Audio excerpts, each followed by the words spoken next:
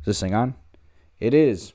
All right, I'm DaRock. Welcome back to another episode of Layup Lines of College Basketball preview and recap podcast. So for this week, we're going to be going through all of the games from this week. A lot of good action here. We had Big Monday starting it off this week, and then a lot of ranked matchups on Tuesday, come from behind wins. A lot of fun ones, as well as then some good games here on Wednesday night that I was watching live on Twitch. So make sure, if you're a college basketball fan, that you are liking the video, subscribing to the channel, commenting your biggest takeaways from these games this week. While you're down there, make sure to check out all my other socials, and let's get into it.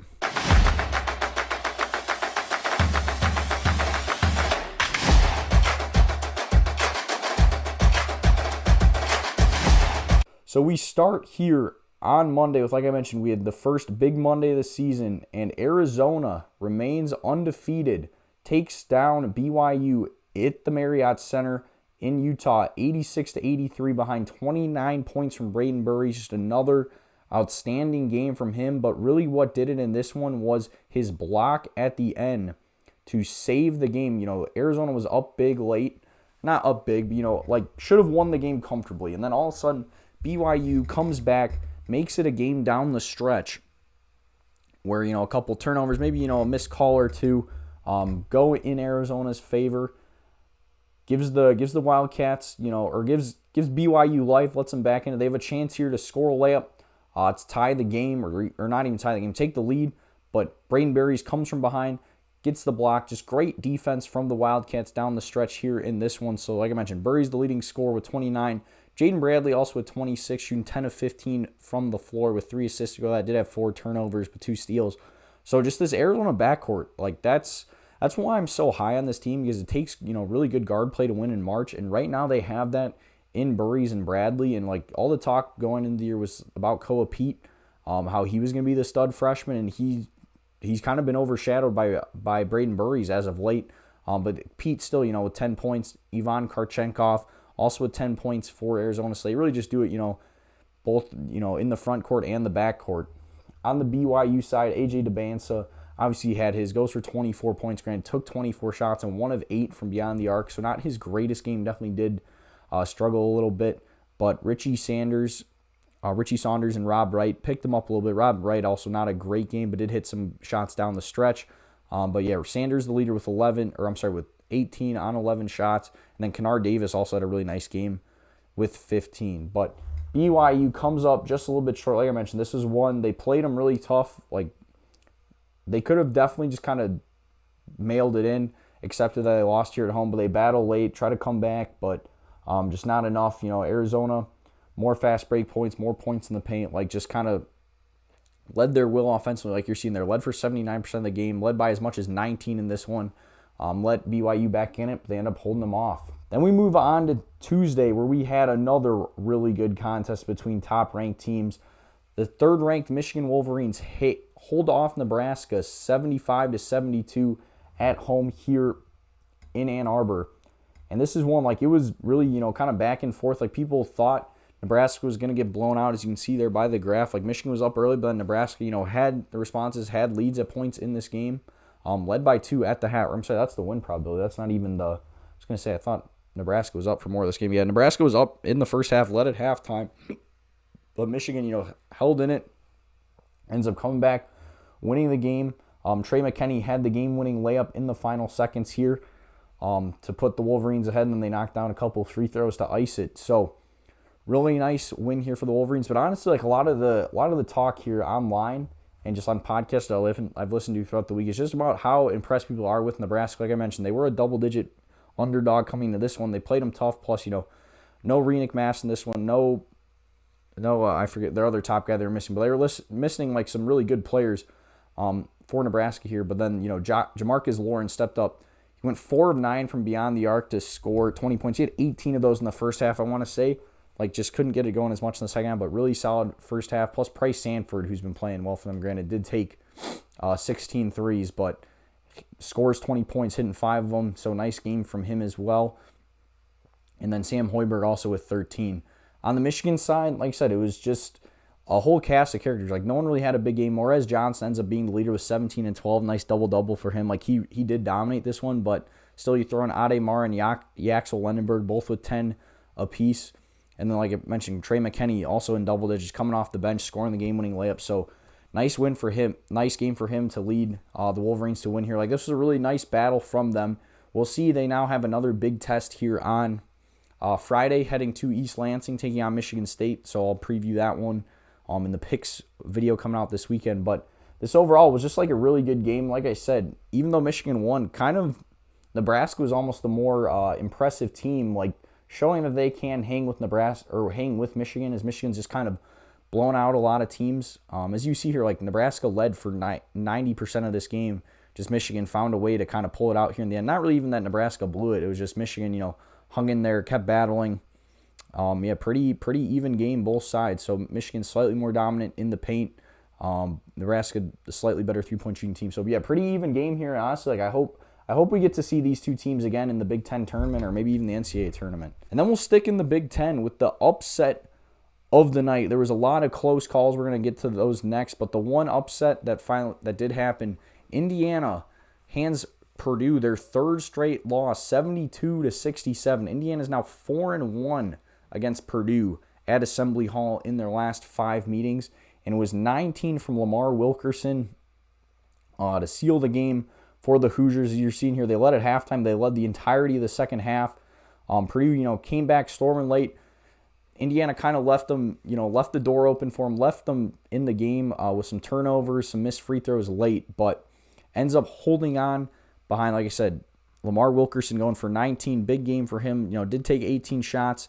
Nick Dorn also with 18, hitting 4 of 9 threes, so really good game for him shooting-wise. Tucker DeVries only had 9, but all 3-point attempts, and he hit them, plus he has 10 rebounds. Like, he was fighting hard. He was scrapping in this game. You could tell, despite being a transfer, like, beating Purdue was something that, like, meant a lot to him. It was a win he wanted to get. He fought hard, and nice win there for Indiana. On the Purdue side, Trey Kaufman ran their leader. I thought he had a pretty good game. You see there, 23 points on 9 of 14 shooting.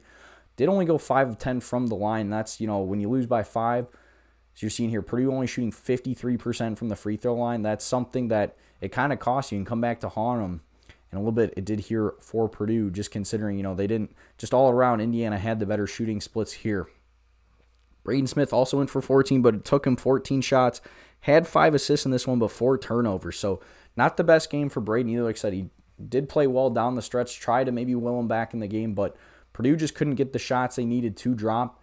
And Indiana just ends up pulling this one out, hitting the big shots. Like I said, really did kind of almost let Purdue back in it, but they ended up able to hold on, led for most of the game. Really impressive win here for the Hoosiers. So then sticking with the Big Ten on Tuesday, like I said, we had a lot of very near upset bids here on Tuesday, but these ones just couldn't get the roll. Michigan State comes from behind, wins 88-79 at Rutgers in overtime behind 29 points from Jeremy Fears. Both him and his brother Jeremiah Fears for the Pelicans had really nice games on Tuesday night. So the family was hooping. Like I said, Rutgers led for most of this game. They were led by JaMychal Davis scoring 15. Hanrun Zerno had 16 off the bench, then 14 from Darren Buchanan as well. So all the guards were playing really well, hitting their shots. You've seen Zerno with 4 from 8 from beyond the arc. JaMychal Davis took the 1-3 he hit. Dylan Grant even to 11 points on hits a 3 as well. But like I said, Michigan State led by Fears, but also just a lot of other guys had really solid games I was impressed with. Like, they just kind of kept battling. 12 from Jackson Kohler, 12 from Carson Cooper, 13 from Cohen Carr, plus Carson Cooper brings in 14 boards, Cohen Carr with 8. So it was a game where just Michigan State kind of kept battling. They didn't give up. That's that's coaching. That's a Tom Izzo team right there. That's usually what you see. But yeah, for Rutgers, this is just a really backbreaking one. They now dropped to 9-12 on the year, 2-8 in the Big Ten. Like, this would have been a huge upset bid. It honestly would have been a really bad loss for Michigan State. And I think there was a little bit of a look ahead here from both Michigan and Michigan State to this big game that they have here on Friday night. And, Michigan State needed this to keep pace because them, Nebraska, and Michigan all 9-1 now in the Big Ten. Illinois right behind at 8-1. Like, this would have been a bad loss for the Spartans, but like I said, really able to turn it on in the second half, outscoring Rutgers 45-36, and then outscoring 15-6 in the overtime. You just kind of tell Rutgers ran out of gas. So nice win for the Spartans here. Then the one in the ACC, and like I didn't touch on this one. I didn't think any of the ACC matchups were super notable on Tuesday and Wednesday here, but Virginia, it took them 2 overtimes to overcome Notre Dame, 100-97, behind 32 points from Tice DeRitter. The Hoos trailed by 9 at halftime, but end up coming back, tying the game. Even the first overtime looked like Notre Dame was going to pull it out, but Virginia just kind of keep continuing to have an answer, found ways to pull it out, get the big shots in need. Like I said, 32 from Tice DeRitter, and then 21 from Sam Lewis, including 5-8 from beyond the arc. Hit a lot of big threes. Lewis also had 9 boards and 8 from DeRitter as well. And then other than that, 17 from Chance Mallory off the bench. Same thing, 3 of 6 from beyond the arc. So Virginia just kind of kept getting these big shots that they needed to like keep them in the game. And, shot making like that, that's how you can avoid upsets. Like I said, I really thought we were going to get that bid here. Notre Dame led for a good part of this one, but just weren't able to pull it off. On the Notre Dame side, Cole Serta, really good game for him, 34 points on 5 of 13 from beyond the arc. And then Micah Shrewsbury with 18, 5 of 9 from beyond the arc as well. 20 from Jalen Harson, 10 rebounds, 16 and 10 rebounds from Brady Kohler. Like, Notre Dame honestly did play pretty well in this one. Like, I was impressed with the Fighting Irish. I haven't really seen, much out of them this year. Like, really what I've seen them, I haven't been super impressed, but like you're seeing here, led for 73% of the game, but just ended up not being able to put it away. They had more points off turnovers. Like, Notre Dame really, really did battle. They shot better from beyond the arc, shot slightly better from the free throw line, pretty even here at the field goal. But like I just kind of said, Virginia just kept seeming to have the answer, having that big shot that kept them in the game, and eventually it ends up having them pull out the win. And then the final upset bid, almost upset that I thought we were going to get, we didn't get. Arkansas comes from behind, wins 83-79 over Oklahoma. This is another one where Oklahoma led for like majority of the game. Really looked like, especially here in the second half, it was back and forth, 15 lead changes, but like seemed like Oklahoma was going to pull it off. But Darius Acuff had other plans. He goes for 21 points and 9 assists in this one for the Razorbacks. And then also a really nice game from Malik Thomas, 16 points for him. So just that freshman duo there of Acuff and Malik Thomas, they've been playing really well. They've really like matured here. Could be, guys to kind of carry this Arkansas team to, a couple tournament wins. We'll see here. Carter Knox also 11 points for him. And then 12 from Malik Ewan off the bench. On the Oklahoma side, Nigel Pack, yep, he's still in college, scores 22, as well as 6 threes. And then 14 from Tay Davis, 13 from Xavier Brown, and 12 from Darian Reed. This is one, like I said, just because of those other ones that were so like back and forth, I was a little bit more locked in on those ones than this Arkansas game. Because just like I said, this one I thought was the one that like Oklahoma was really going to pull it out. They didn't, I guess maybe didn't lead for as much of, only leading 60% of the game there. But yeah, really points in the paint was where the domination happened. Arkansas 56 points in the paint to 30 from Oklahoma. Granted, Oklahoma the better 3-point shooting team, 37% to Arkansas's 12. So both teams definitely had their flaws, but in a game like this, sometimes just the better player prevails, and that's what happens here with Acuff and Thomas from Arkansas. So nice win there for the Hogs. Then sticking on the SEC on Tuesday, this one was the domination of the week. Vanderbilt takes down Kentucky 80-55. This one was never even a game, just an absolute domination. Tyler Tanner and Tyler Nickel, both with 19 points apiece. I didn't know it. I got to find a better spot for like injury reports for college. I didn't even know that Duke Miles wasn't playing in this one. It really did not matter. Those two just straight up dominated for Vanderbilt, including 12 rebounds from Devin McLaughlin. He goes for a double-double with 11 and 12. And then 9 from Ake Okori. And then Chandler Bing with 11 off the bench as well. So Vandy just absolutely dominating this one. Only shot 40% from the field and 38% from 3. But these Kentucky splits, these are pretty gross. 32% from the field, 25% from 3, 58% from the line. Otega Owe, their leader, with 20. And then he had 5 rebounds. So it took 19 shots to get those 20. Denzel Aberdeen had 15, same thing. Took him 15 shots. Like, Kentucky was just never in this game. And for a team that was red hot, like I said, I thought Vanderbilt was going to win this game. But these are two teams kind of going in opposite directions. Vanderbilt lost 3 of 4. Kentucky had won 5 straight. It just was utter domination. And like even the splits, like points in the paint was pretty close. Fast break points is close. But it's really the points off turnovers. Vanderbilt scores 28 points off turnovers, forcing 15 turnovers. Like Kentucky just did not take care of the ball, didn't shoot well. Just overall, just very poor effort here from the Wildcats. And finally, when I was kind of, starting to be back in on them a little bit, they let me right back down. So nice win there for Vanderbilt, just absolutely dominating Kentucky. Then sticking the SEC, we had another close one here, moving now to Wednesday. And this one's, kind of a big one because Tennessee's still in this race a little bit here in the SEC. They win 86-85 at Georgia. They trailed at halftime, but end up coming back and winning. This was one where, though, they kind of gave it away late. Like I thought they were going to, get the win here, went on a run late, but Georgia ends up having to answer, forces overtime, but 21 from Jacoby Gillespie ends up just being too much. And JP Estrella was 17, including 5 of those being in overtime, like I just said. I'm sorry, 17 points, 5 in overtime. Felix Okpara only 11 points, or only 6 points, but 11 rebounds. Really nice game for him. Bishop Boswell also double-double, 13 points, 10 rebounds.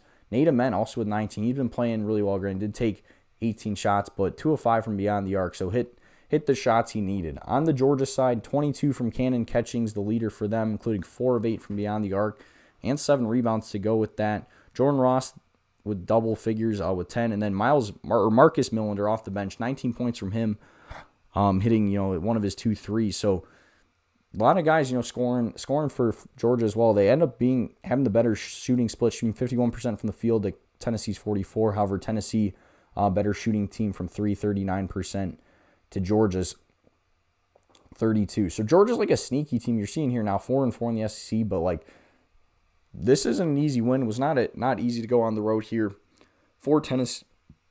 Excuse me. Just looking here at other stats, points in the paint pretty even.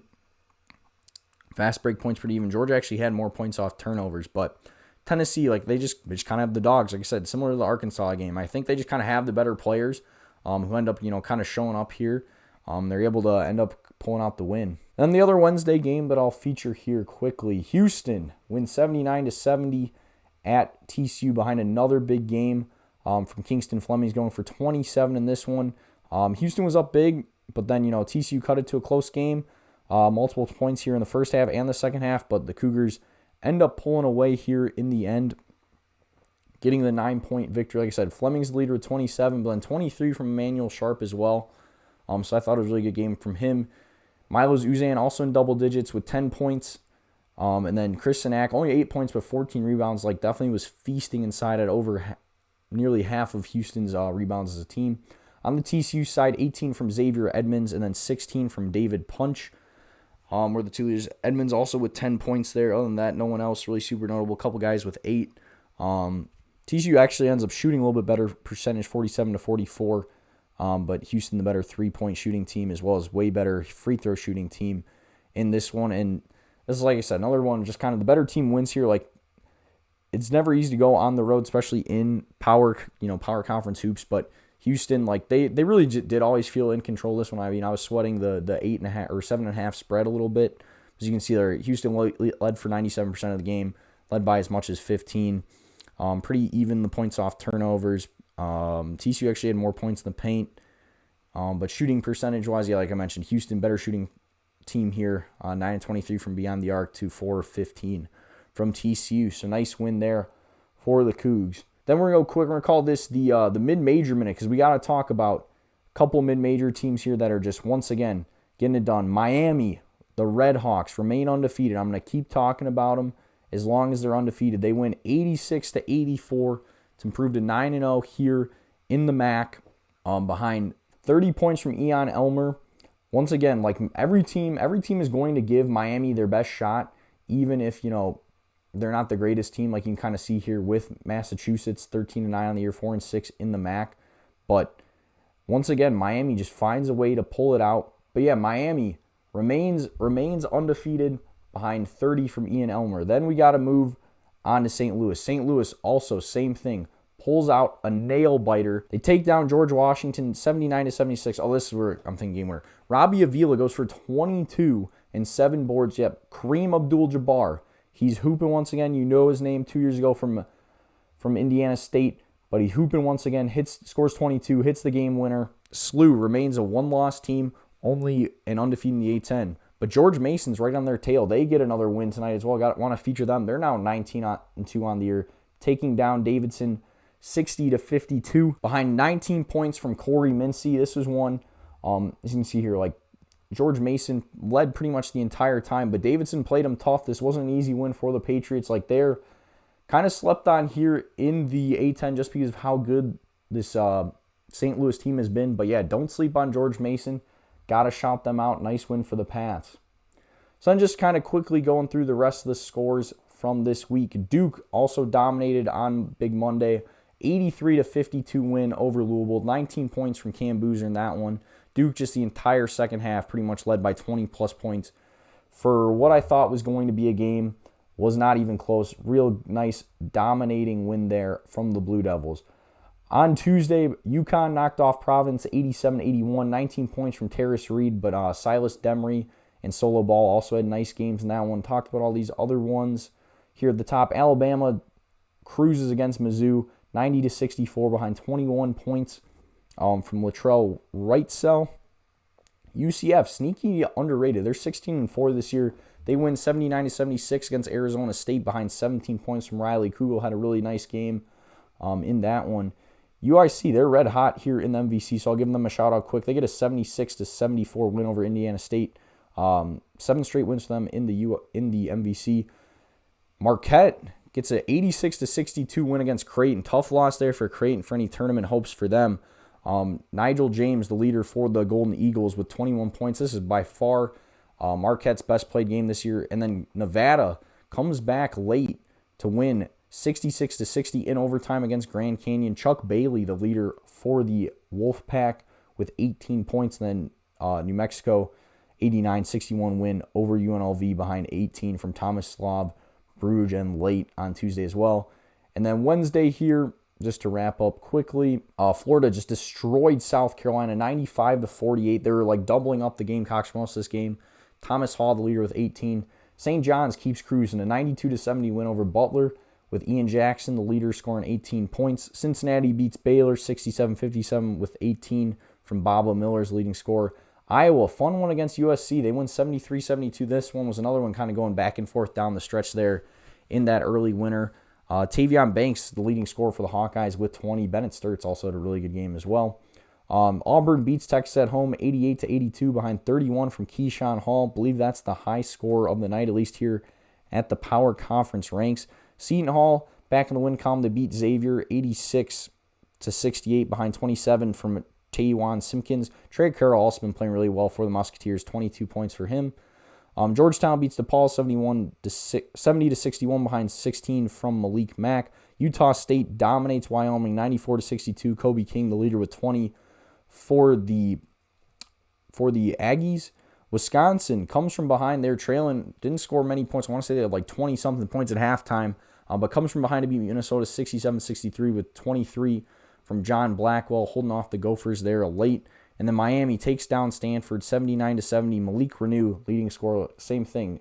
Miami trailed early in this game, come back, get the win. So that's going to wrap it up. Thank you guys so much for watching. Like I said at the beginning of the video, make sure to subscribe to the channel if you're enjoying all this college basketball content. While you're down there, make sure to like the video as well. Comment your takeaways from these games. Like I said, I want to shout out some people who are dropping comments on these videos.